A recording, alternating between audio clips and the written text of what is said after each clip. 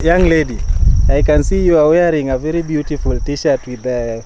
Yeah, this one, as you can see, these are superb sterling. Superb sterling. Yeah, so and why I have this t-shirt on is because I love birds.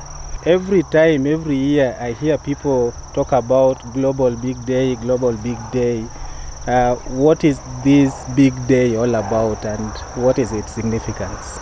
Yeah, so Global Big Day is an activity that is organized by the Cornell Lab of Ornithology. So, and it's whereby we use an eBird application to record birds.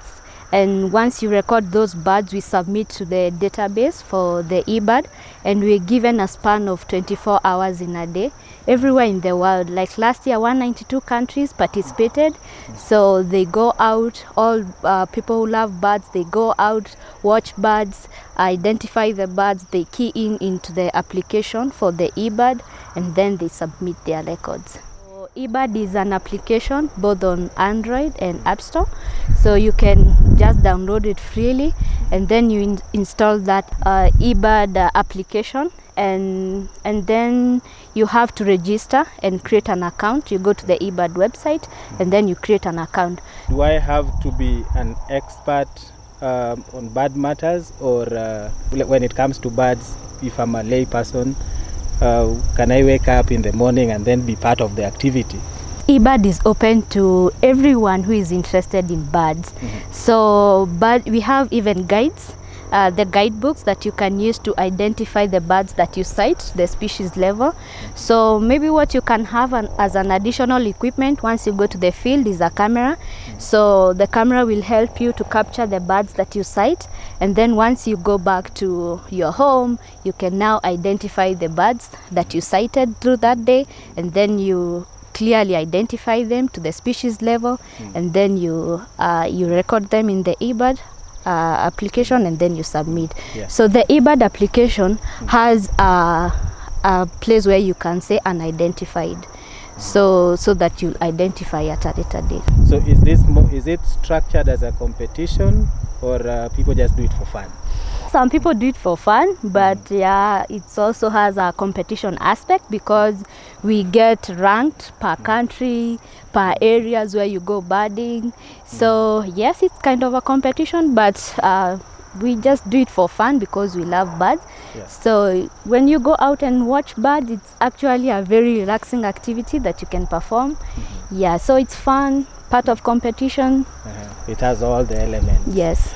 Have unique species been recorded during the previous big days in Kenya? Yes, we have some of the unique species that have been recorded. Even for where maybe I have birded, I've also recorded some new species. So it's actually a very good activity for updating the birds that are found in an area, their distribution.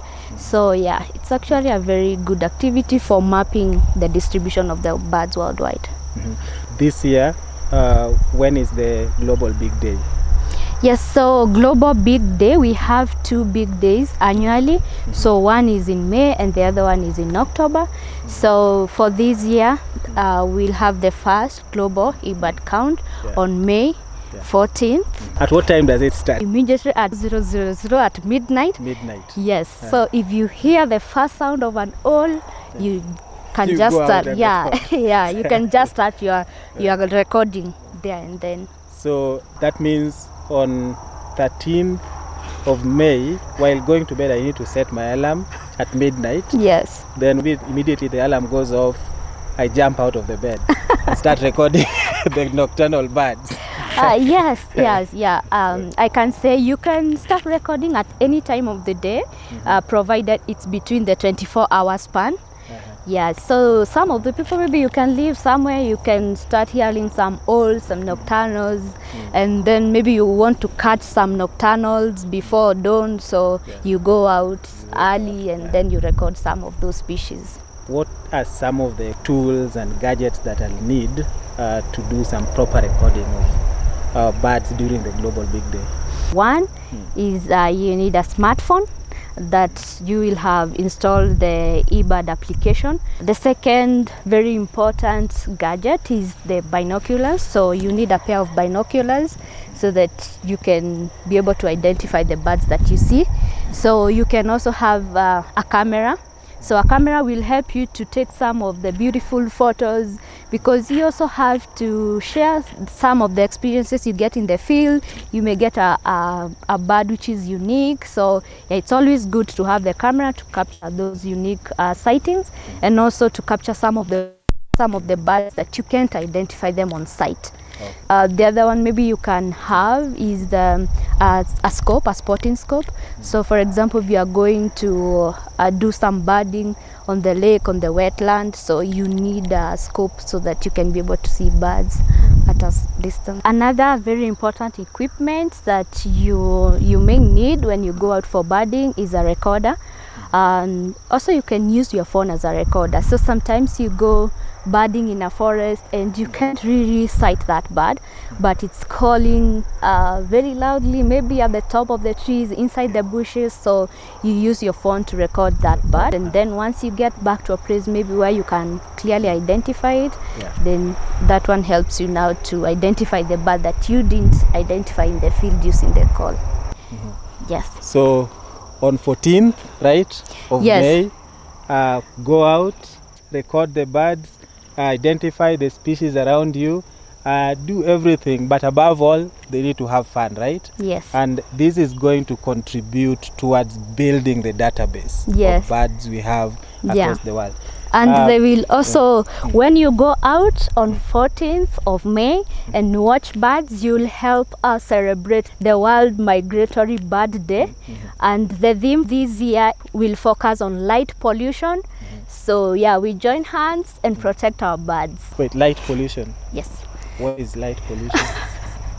Currently in the world, we have at least a 2% increase of the lights because of human development and a lot of developments in towns and cities. So this increases the light, especially at night. So, and these affect especially the nocturnal migrants.